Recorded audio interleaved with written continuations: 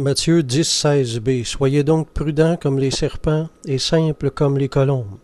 Bon, le Seigneur leur donne ici deux conseils. Un pour leur éviter la persécution autant que c'est possible, puis un autre pour leur dire quelle attitude adopter quand ils ne pourront pas l'éviter. Pour éviter la persécution, il faut être comme le serpent. Le serpent se déplace doucement en rampant pour ne pas être remarqué de ses proies ou de ses adversaires. C'est de cette façon-là qu'il évite ses ennemis naturels. L'évangéliste doit donc fuir la popularité.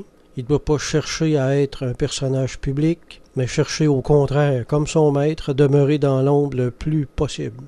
Quand le Seigneur permet qu'on entre en persécution maintenant, c'est le moment d'être comme la colombe. Saint Grégoire a écrit « Celui qui se charge du ministère de la prédication ne doit causer aucun mal et supporter celui qu'on veut lui faire. » La colombe est belle par sa blancheur, figure d'un serviteur qui a un cœur vertueux, qui est animé par la douceur de l'innocence. Victime de persécution, le serviteur doit adopter un cœur de colombe, exactement comme notre maître a adopté l'attitude de l'agneau devant ceux qui l'attendent, comme une brebis muette devant ceux qui la frappent. On ne doit jamais faire de menaces. Comme exemple à pas suivre, on a celui de l'apôtre Paul devant le souverain sacrificateur Ananias. En Acte 23, il est écrit « Ananias ordonna à ceux qui étaient près de lui de le frapper sur la bouche. Alors Paul lui dit « Dieu te frappera, paroi blanchie. » Ça, c'est à ne pas faire du tout. C'est ça une menace. Saint Chrysostome a écrit « De même que nous devons avoir la prudence du serpent pour éviter d'être blessés, ainsi devons-nous avoir la simplicité de la colombe pour ne pas opposer la vengeance à l'injustice qui nous est faite. » Fin de citation.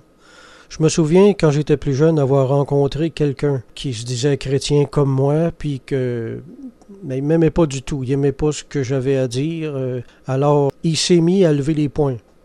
Peut-être en blaguant ou je sais pas quoi, là, pour me montrer qu'il luttait contre le diable en luttant contre moi, en tout cas.